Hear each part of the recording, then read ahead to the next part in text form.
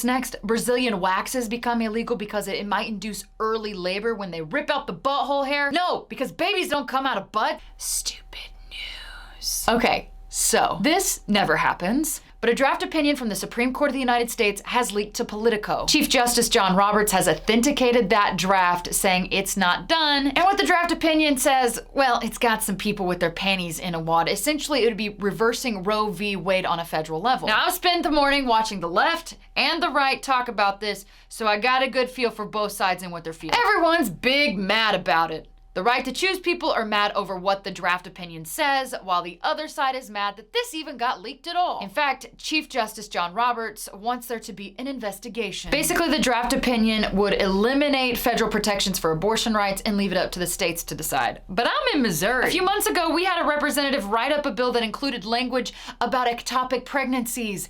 I'm pretty sure lawmakers don't know how the charcuterie board works. What's next? Brazilian waxes become illegal because it might induce early labor when they rip out the butthole hair? No, because babies don't come out of butts. Now, I do find it interesting that this leak happens, in particular the timing of it all, and it feels kind of political, but isn't everything out of DC? With inflation acting like it's on crystal meth and an unregulated housing market forcing first-time homebuyers to compete with the cash of Wall Street, I plan to do a separate stupid news on that one. Democrats aren't looking too hot as we face down midterms, but this could sway voters. Listen. Both parties suck. But y'all aren't here to listen to me dissect each political side, varying on different political ideologies and its potential implications. You're here because I write jokes about the news.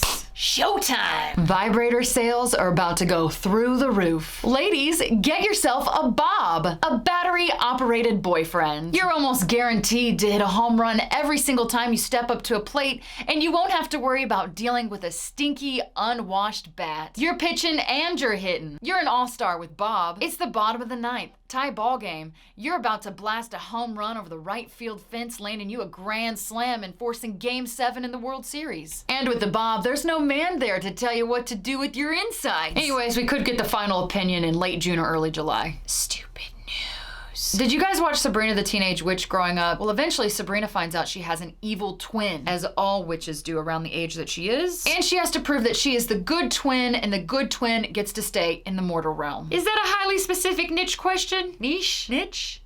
I don't know. For stupid news, we're in Florida, of course, and you're about to understand why I offered the Sabrina the Teenage Witch example. So there's this set of twins. They're 64 years old enough to know better. Why? Well, he was caught using his brother's ID to scam roughly $70,000 worth of military benefits over the last 8 years. Wayne was caught earlier this year, and initially he tried to lie his way out of the little web he weaved by saying he and his brother both served in the military. Eventually, he told the truth. Turns out the good twin doesn't even live in Florida. And the good twin told the Witches Council, law enforcement, that he definitely did not give Wayne his permission to do what he did. Stupid news. This shirt's for you, Samuel!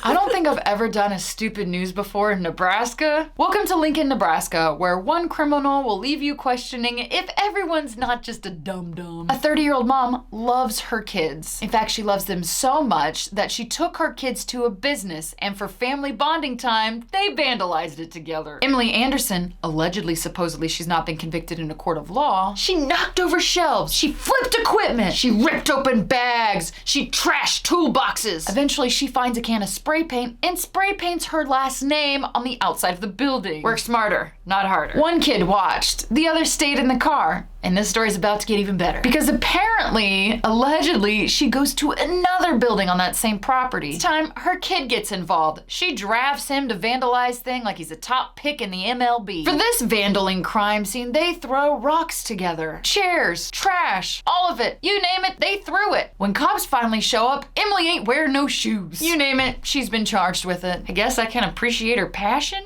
Stupid news. The headline reads, "A woman ran up to a urinal and stabbed a guy in the butt." You should know when I first read that headline. I did, in fact, LOL. We're in Toledo, Ohio for this stupid news segment. A 41-year-old woman has a new set of bracelets. Handcuffs. Kinky. She stands accused of walking into a men's restroom and stabbing a guy right into the buttocks with a sharp object or a knife while he tinkled. The news article you should know that I got my information from literally said buttocks. I would have killed to say buttocks on TV when I was a news anchor. Police say the man, who's also in his 40s, had 2 visible stab wounds, on his butt, and he had to get stitches. You might say he had 3 buttholes at that point. This is 2 days in a row I've included the word butthole into my stupid news segment. The woman was arrested at her apartment, and her bond was set at $5,000. That seems low for stabbing a guy in the hiney while he took a leak. This woman has officially put a new meaning to being a pain in the hiney. Stupid news. Okay, so apparently this is a Bridezilla story with a wedding caterer as an accomplice. What state are we in? You guessed it, Florida. That's where a bride is looking at some charges. Apparently, supposedly, she's not been found guilty in a court of law. She snuck some drugs into the food that she then served her guests. What's the crime here? Just trying to have a good time? This happens back in February. Police get called. Guests start reporting that they're not feeling too good. First responders, they roll up to the scene. People say their tummies hurt and they're throwing up. Whoops. One person tells the cops that the food was laced with the devil's lettuce, marijuana, pot, Mary Jane. This bride's just trying to have a good time with her guests at the wedding. She wants to see music, and her guests are throwing her under the bus for pot. She wasted good drugs on them. You should look at the bride's mugshot. She's low-key smirking. I know there's gotta be more to this stupid news story than she just put pot in the food of the guests at her wedding. There's gotta be. Stupid news. Well, my home state of Missouri is making news after a 420 celebration. It's not even a celebration. It goes wrong. So zabba-dabba-doo, let's go. Maybe I won't do that again. Maybe I will. So there's a semi-truck driver on I-70. For those of you who are not familiar with the Show Me State, I-70 connects Kansas City to St. Louis. The driver tries to avoid the wreck, and in doing so, the truck behind him smashes into the backside of him. Oh, the irony. Then another tractor trailer hits that truck. It's a truck sandwich. That's not the three-way that anybody wants. Nobody's hurt in this, but in all of the chaos of the crashing, a bunch of bags are thrown all over the gosh darn highway. Join me next week on the Beverly Hillbillies. What's in those bags? You're wondering. I know you're wondering. Let me tell you. Marijuana. Mary Jane. The devil's lettuce. And apparently it's all illegal. All 500 pounds of it. The 3 people in that truck, they were from Mexico, 2 of which got arrested. So, Merry Christmas. Stupid news. I don't know why, but this stupid news story makes me just like a little bit sad. Does it? I don't know. Jury's still out. So for the record, I just want to state I never understand why people try to pull off armed robberies at places like the Dollar Tree or the Dollar General. Like if you get caught, the charges are the same. Go somewhere ritzy, like to the Target. We're in North Carolina where a 63-year-old former cop decides to walk into a Family Dollar. He hangs around the counter, asks the clerk if they need help with anything, and then he whips out a GUN and demands cash. He gets the money, but there's a but in this. A short time later, he walks back into the store, drops the money on the counter, and says, I can't do this. The cops show up, they catch the guy out front. I kind of wonder if it was kind of like a reunion because, you know, the robber, he was a former cop, and maybe these were his old cop buddies, and they're really disappointed in his choices. I don't know. There's another but in the story. It turns out the robber had locked himself out of his vehicle. Now, there's a few things we don't know. Was he locked out, then changed his mind? Or did he change his mind, drop off the cash, and then he was locked out? Unknown. What else is unknown? How much money he tried to get away with, or not try to get away with. He is in jail on a $75,000 bond. Stupid news. Stupid news. Well, if it ain't history out here repeating itself. Cops in Minneapolis have arrested a man named Aaron Burr. He was pointing a gun at someone. I wonder if that someone was Alexander Hamilton. I've never seen that musical. You get it? Because Aaron Burr shot and killed Alexander Hamilton? No. Okay, kids, hop into the magic school bus because it's history time. We're going back to 1804. Aaron Burr, Alexander Hamilton, the two are not friends. Hamilton is one of the founding fathers of these here United States. Burr is the vice president. The two, they get into it, and they decide to have a duel. Burr shoots Hamilton. He dies.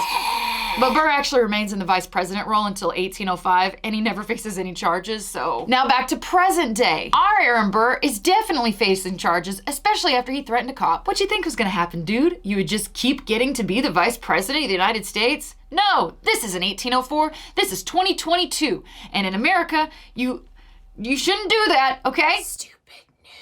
So, you ever been shoplifting at your local Home Depot and as a diversion to your crimes, you burn the whole building down? Me either. Welcome to California, San Jose to be specific. 27-year-old man was trying to steal some tools from the Home Depot there, and to create a diversion, he lights just a teeny tiny fire in one of the aisles. Big mistake. It worked, sort of. The man got away for a little while. He's now been arrested. Apparently, according to a report that I read on the internet, the fire became so large you could see it from space. And apparently, allegedly, supposedly, he's not been convicted in a court of law prior to the Home Depot fiasco. He also robbed a Bass Pro. Somehow, nobody is hurt in all this, but $17 million worth of inventory is up in flames. The man's looking at a bunch of charges. Basically, you could throw a dart at a dartboard that had a list of charges, and you'd probably hit one that guy's got. Stupid news. I thought that Minnesota was the home to Midwest nice, but I'm starting to heavily reconsider awarding them that title. So 29-year-old Skylar Thomas done got banned from a hotel near the Minneapolis airport last year. He disagreed with that judgment, so he rolled back to that hotel and tried to steal some keys. Room keys. Aren't the keys just cards? But a hotel employee spots him in the act and says, "Get! Skedaddle!" I assume that's what. But Skylar's like, "No ma'am, I'm not taking out that treatment," and he whips out a magic wand. Police have described it as a wizard wand. You're a wizard, Harry. Police say it sort of looked like a knife. But buckle up, because this story's about to fly off the rails real quick. Abracadabra, I think the F not, the hotel employee said. Turns out one of the employees had a concealed carry permit, and then they whipped out a GUN. So Skylar then kicks over a trash can, points the wand at them, and runs off. Police catch him, he's got charges, and that's Minnesota.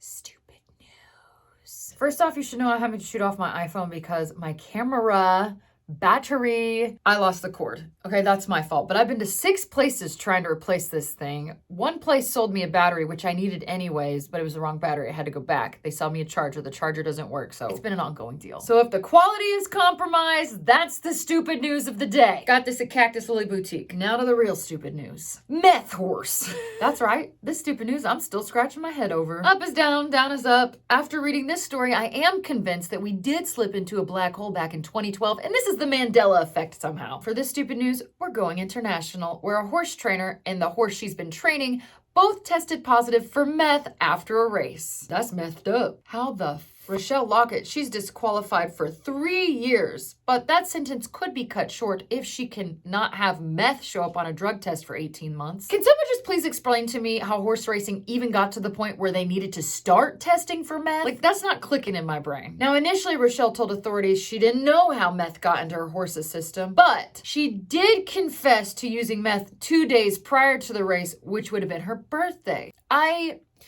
have so many thoughts. I'm sorry, I'm just gonna say it. Meth's not a drug you just decide to willy-nilly celebrate with on your birthday. Like, I feel like at minimum you work up to using meth. There's been a few other things along the way. Never once, I assume, has anyone ever said, "Happy birthday, here's some meth, and here's some meth for your horse. Have a great night, goodbye." But maybe. Stupid. I just want to go ahead and say sometimes I issue an asterisk for my stupid news because it's not stupid, but I've already branded this as stupid news. It's just kind of like, ugh. Are you interested in the heebie-jeebies? Are you sure? Here we go. Last week, a woman is driving near St. Louis. She's just driving. She's just doing her thing. She's not bothering anyone. She doesn't deserve what happens to her, I assume. Maybe she does. To be honest, I do not know this woman. Maybe what happens to her is what her former high school classmates have been praying for. Maybe it's karma. Again, we just don't know. Either way, this story gives me goosebumps. So she's driving and she starts to feel something down by her feet. It feels weird. What the heck, she thinks? Hold your breath because it is a snake. A snake, it is at her feet as she's driving. It's not a small snake either. It's like 4 or 5 feet long. She drives straight to the Pacific Police Department for help. But by the time she gets there, that nope rope has crawled up underneath her hood, which makes me question what kind of car she was driving. Anyways, next time you feel something at your feet as you're driving down the road, good luck. Stupid.